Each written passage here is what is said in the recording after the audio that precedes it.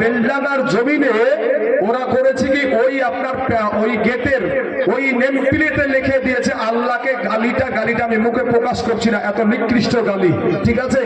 ওই গালিটা দেওয়ার পরে ওখানে আবার আল্লাহ শব্দটাও ব্যবহার করেছে, ইংরেজিতে লেখা আছে। আমার কাছে ভিডিও ফুটেজটা আছে, আমার শ্বশুর বাড়ির তরফ থেকে আমার কাছে দিয়ে পাঠাচ্ছে বাবা। তো দেখলাম ওখানে যে এমন ভাবে গালিটা দেওয়া হয়েছে। কিছু মুসলমান ছেলে বাবাজি পূজাতে যেতে পারে, তারপরেও কিন্তু তার কোরআনের অবমাননা সহ্য করবে না। মদের আড্ডাতে বসে থাকতে পারে, কিন্তু আল্লাহর ব্যাপারে অবমাননা সহ্য করতে পারবে না। কিছু ছেলে গেছে ওই জায়গাতে, গিয়ে দেখছে যে গেটে লেখা আল্লাহর নাম এবং আল্লাহর শানে গালি। ওই যুবক ছেলেগুলা ওখানে আপনার তাদের সাথে জড়িয়ে যায়, তাদের সঙ্গে একটা বিবাদে জড়িয়ে যায়। ওই ছেলেগুলাকে বাবা তারা তাকে যে ভাঙ পেরেছে মেরেছে। মারার পরে বাবা ওই দেশে মুসলমানেরা চতুর্দিক থেকে মুসলমানেরা যখন এসে হাজির হয়েছে, বিএসএফ দের গুলি, র্যাব বাহিনীর গুলি তাদের বুক ঝাঁঝরা করে দিচ্ছে। এ বাবা, এ যুবকেরা, মুসলমানেরা, ভাই কয়দিন বাঁচবি? তোর দেশে যদি এটা ঘটে, তোর সাথে যখন ঘটবে, তখন তোমার সাথে যখন ঘটবে যুবক ভাই, তখন আজ তুমি রাস্তায় দাঁড়িয়ে থাকতে পারো, আজকে তুমি বাজারে থাকতে পারো, কিন্তু তোমার মুসলমান ভাইকে মারে, তোমার যুবক ভাইকে মারে, তোমার কালেমার ভাইকে মারে, তুমি মুসলমানের বাচ্চা হয়ে কেমন করে তুমি এদিকে ওদিকে ঘুরতে পারো? কথা বলা ঠিক না? ঠিক বাবাজি আমার সোনামানিকেরা, দিল্লির জামে মসজিদের ইমাম একবার আমাদের কোরআনের ওপরে বাবাজি মামলা করা হয়েছিল কলকাতার হাইকোর্টে একবার মামলা করা হয়েছিল।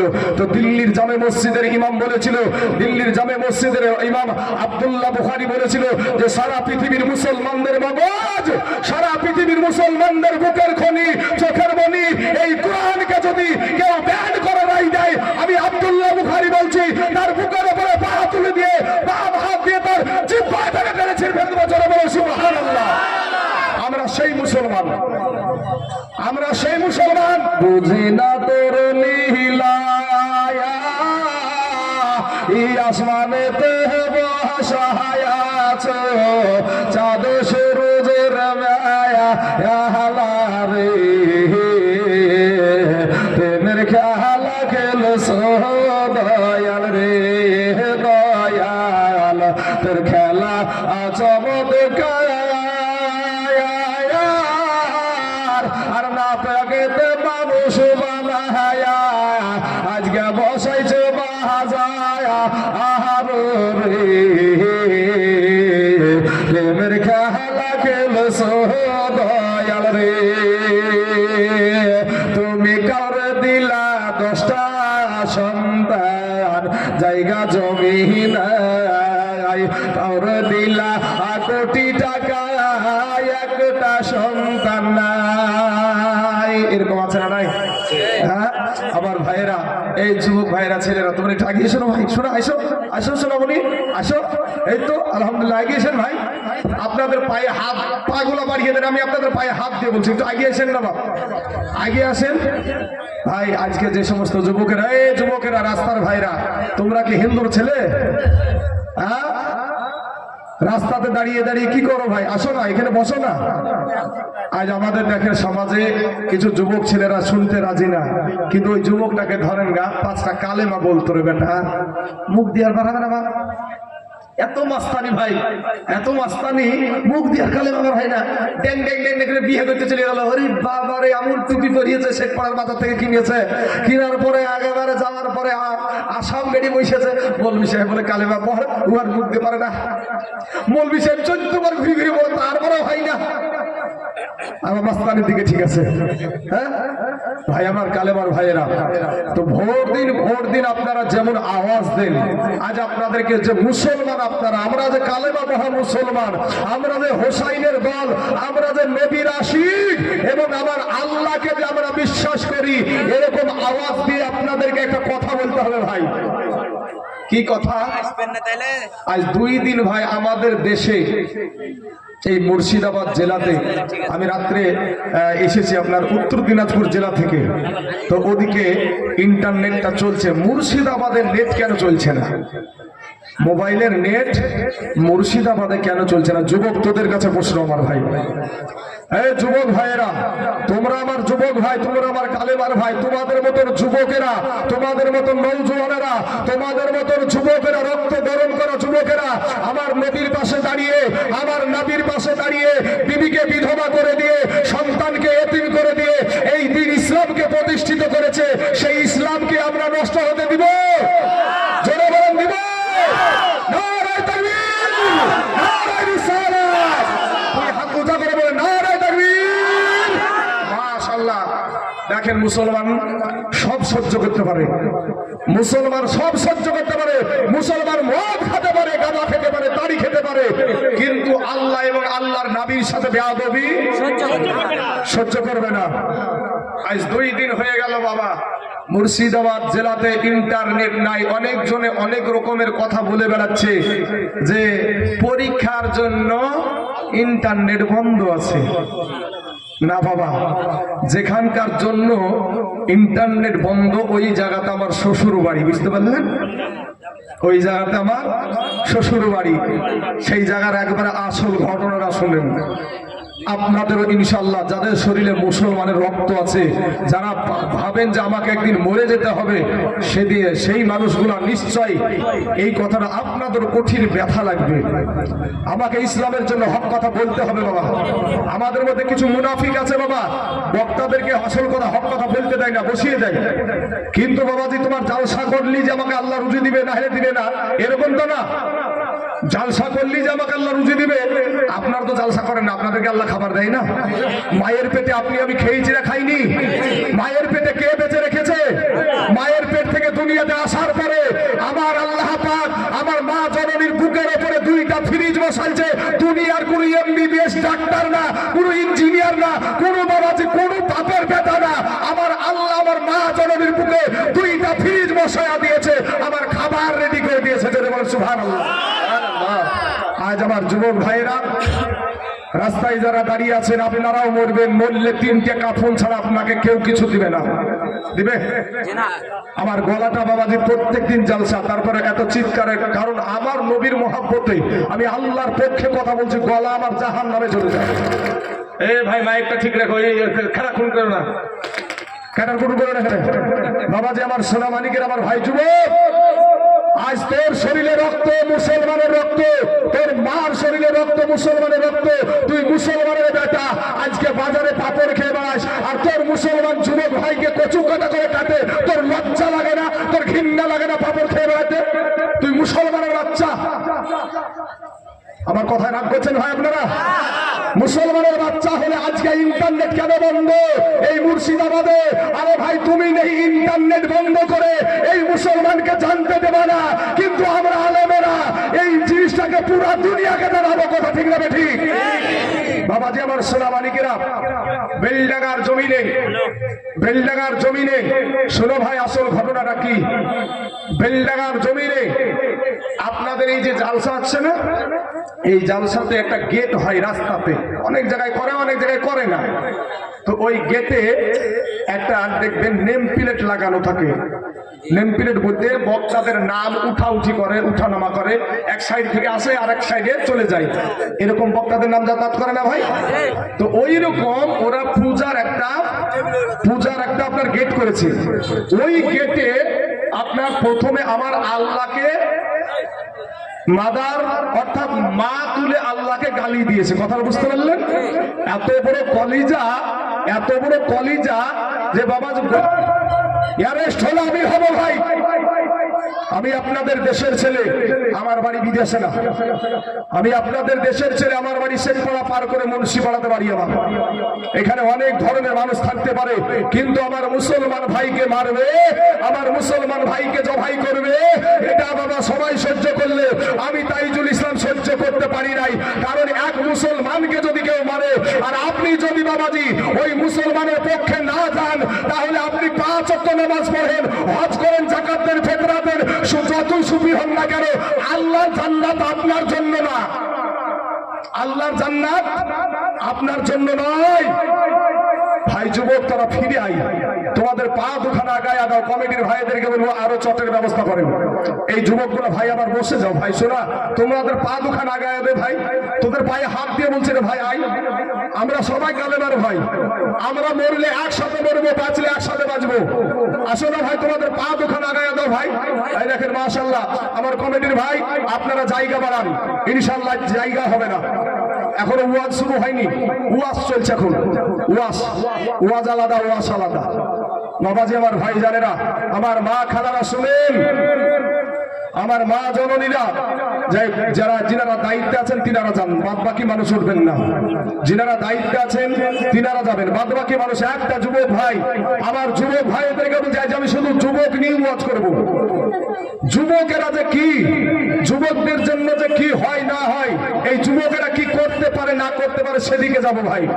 তবে বাবা, মুসলমানেরা কারো ধর্মে আঘাত করে না, তার মসজিদেতে হবে আজান কেন তুমি করো না। মুসলমানেরা কারো ধর্মে আঘাত করে না, তার মসজিদেতে হবে আজান কেন তুমি করো না। আজানের আওয়াজেতে যদি শব্দ দূষণ হয়, তবে জানবো গাড়ি ঘোড়া কেমনে চলিবে ভাই। এখানে একটা দেখেন মজা, দেখেন কয়টা মানুষ ছিলেন বলেন তো ধর্মের পরে বলে মায়া নাই। আজ দেখেন ধর্মের উপরে কোনো মায়া নাই, কিছুক্ষণের মধ্যে 10 মিনিটের মধ্যে দেখেন কি অবস্থা। আমরা বাবা গুনাহগার হতে পারি, কিন্তু আমরা নবীর আশিক, আমরা আল্লাহর গোলাম। আল্লাহ আমাদেরকে পাঠিয়েছে, আবার আমাদেরকে আল্লাহ নিয়ে নেবে। অতএব আমরা মরলে শহীদ, বাঁচলে গাজী। মরণের ভয় মুসলমানেরা করে না। আজকে কেন রে ভাই পুলিশকে লেলিয়ে দিয়ে, কেন ভাই আজকে হাজার হাজার মুসলমানকে তুমি গ্রেফতার করাছো, তুমি পালিয়ে গেছো, আজ পুলিশের আজ আমার ভাইদেরকে গুলি করে। আমার ভাই যাবে একটা মুসলমান ভাইকে বাবা এই জায়গায় কম মেরেছে, তো এই জায়গাটা এমন ভাবে উদরিয়ে গেছে ভাই। আর যুবক তোর একটু ব্যথা লাগে না ভাই? এই জায়গাটা এমন ভাবে আপনার উল্টে গেছে চামড়াটা, তুই এমন দেখে, এত আমার মোবাইলে আছে বাবা, দেখে এমন লাগছে। আজকে মুসলমানদেরকে মারে রে ভাই, তোরা আমার কালেমার ভাই, তোমাদেরকে বলার পরও তোমরা শুনতে রাজি না। কিন্তু ভাই যুবক ফিরে এসো, তওবা করে আল্লাহর কাছে ক্ষমা চাও ভাই। আমার আল্লাহ অতি দয়ালু ভাই। আল্লাহ আদর করে মানুষ বানালছে, আল্লাহ আশরাফুল মাখলুকাত করে মানুষকে বানালছে। এই মানুষগুলা বাবা, এই মানুষগুলাকে আল্লাহ এত ভালোবাসে, আমার মার চাইতে, বাবার চাইতে, বোনের চাইতে, বিবির চাইতে, সন্তানের চাইতে আপনার প্রতি আমার আল্লাহর বেশি মায়া। জোরে বলে সুবহানাল্লাহ।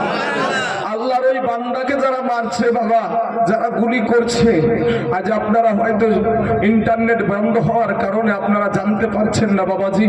তবে শোনা, আমি অন্যায় ভাবে কাউকে বলবো না যে ভাই আঘাত করো, কিন্তু তোমার উপরে আঘাত আসলে আমরা বসে থাকবো না। কথা ঠিক না ঠিক?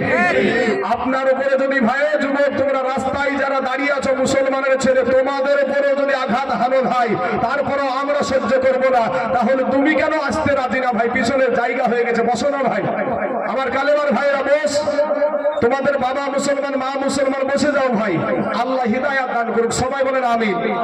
যুবক ভাইরা জোরে বলেন আমিন। আমার যুবক ভাই সোনা মানিক, আমার মা এদেরকে বলবো, মা গো আপনার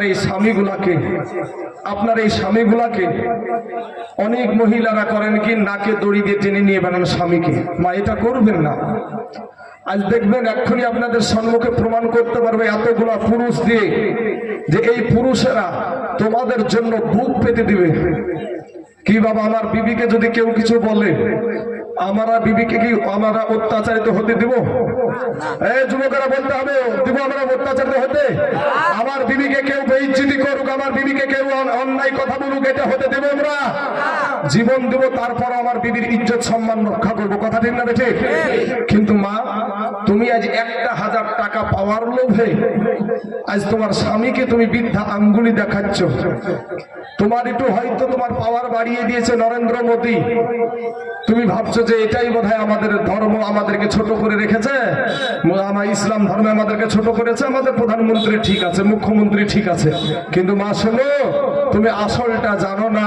ওই যে একটা কথায় আছে না বাবা, মাথায় হাত ভুলি দিয়ে, আর একটা কথা বলে না, মাথায় হাত ভুলি দিয়ে আমাদের আর এক দিক দিয়ে কিন্তু সাইজ করে আমাদেরকে, নাকি? হ্যাঁ, একটা কথা আছে না বাংলাতে। তো মাগো, আপনাদেরকে একটু আপনাদেরকে ফু দিচ্ছে, আর আপনারা বাতাস পেয়ে ভুলে আজ এই মুসলমান যুবকদেরকে, স্বামীদেরকে আপনারা অত্যাচারের ভিতরে অনেক জায়গায় ফেলেছেন। কিন্তু আমিও বলছি না যে ভাই তুমি মহিলার উপরে যে অত্যাচার করো তা করিও না ভাই। হুন্না লিবাসুল্লাকুম ওয়া আনতুম লিবাসুল্লাহুন্না, স্ত্রী হলো স্বামীর পোশাক, স্বামী হলো স্ত্রীর পোশাক। কিন্তু মা খালা, যেই নরেন্দ্র মোদী বলছে যে ইসলাম ধর্মে মুসলমানেরা, ইসলাম ধর্মের নারীদেরকে অধিকার দেওয়া হয় না, কিন্তু বাবা এই ইসলাম ধর্মের নারীদেরকে যতটা সম্মান দেওয়া হয়েছে, ইজ্জত দেওয়া হয়েছে, পৃথিবীর বুকে এমন কোন ধর্ম নাই যে অতটা সম্মান দেওয়া হয়েছে।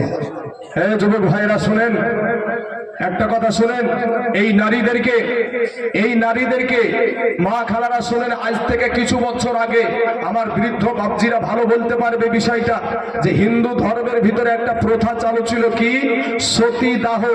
এই সতীদাহর উদ্দেশ্যটা কি? সতীদাহ হলো একটা স্বামী যদি মারা যেত, তো ওই মরা স্বামীটার সাথে তার জীবিত বিবিটাকেও জ্বালিয়ে দিত, এটাকে বলা হয় সতীদাহ। এই গুরুরা, পণ্ডিতেরা বললে ধর্মের আইনে লাথিমার, ধর্মের আইনে লাথিমার। আমার জামাই মারা গেছে, সে চিতাতে জ্বলবে, তাতে কোনো রকমের বাধা নাই, কিন্তু আমার জলজ্যান্ত একটা বিটি, আমার জীবিত মেয়েরা, আমার কন্যা সন্তানটা, সেও চিতায় জ্বলবে আর বলবে আব্বু গো বাঁচাও, আব্বু গো বাঁচাও। এই কথা কোনো বাপ সহ্য করতে পারবে না, ধর্মের আইন পাল্টিয়ে দেওয়া হলো।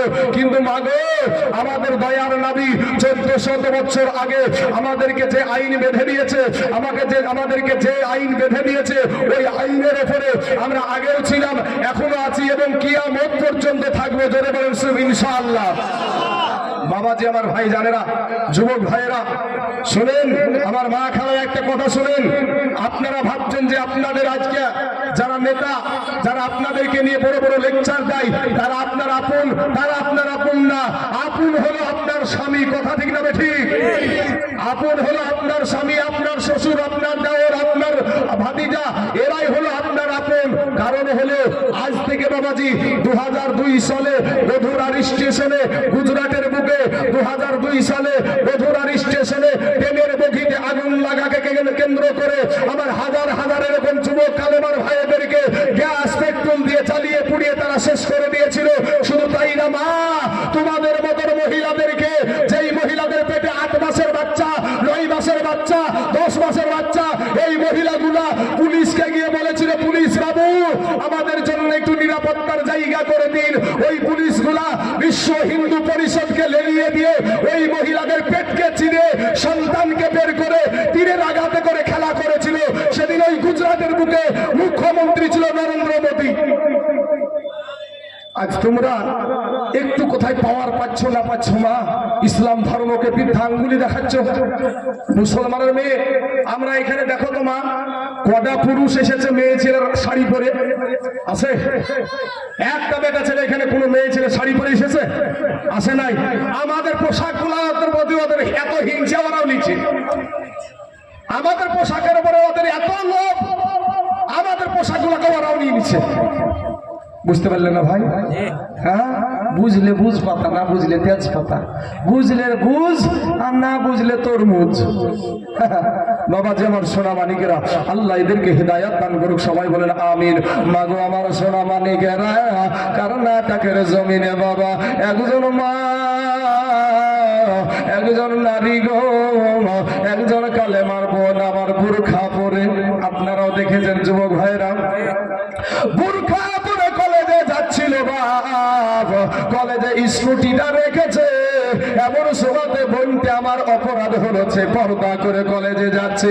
এর কারণে একাদশ বিধর্মী জয় শ্রীরামের স্লোগান দিয়ে ওই বোনটার দিকে তেড়ে যাচ্ছিল। দেখেছেন না দেখেননি? কারো দেখেছেন হাত উঠান।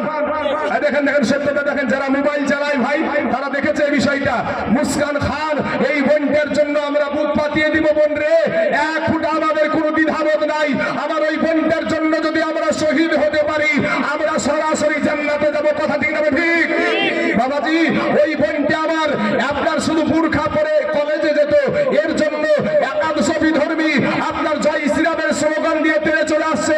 এমন সুবাদে ওই বোনটার পাশে এরকম কালেমার একটা যুবক ছেলে ছিল না, একটা কালেমার ভাই ছিল না, তার নিজের ভাই ছিল না, কোনো মুসলমান ছিল না।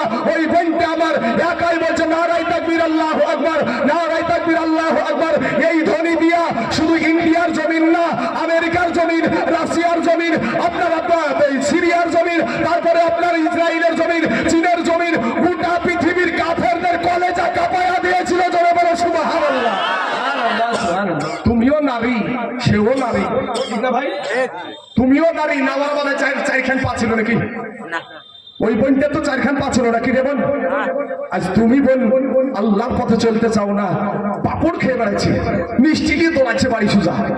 হ্যাঁ, চুলের ঝুটি বাঁধছে একবারে বাবা, যে একবারে মাথার চাঁদের উপরে। আরে বাবা রে, কবরে যাইয়া দেখতো বাসের লাঠি রেডি। হ্যাঁ, ওরে রূপ যৌবনে যদি ভাইরে রূপ যৌবনে যদি এ থাকে অহংকার, আর গরু স্থানে যাইয়া দেখো হাল তথাকা। বোন আমাদের মধ্যে দেখবেন একটা মহিলা বাবাজি নিজেকে সুন্দরী বানাইতে ও একবারে কচলাইতে কচলাইতে কচলাইতে দেখবেন এই রাম ছিলকে পর্যন্ত তুলে ফেলে, উপরকার রাম ছিলকে পর্যন্ত তুলে ফেলে। ভাই এই রূপ কি কবরে যাবে?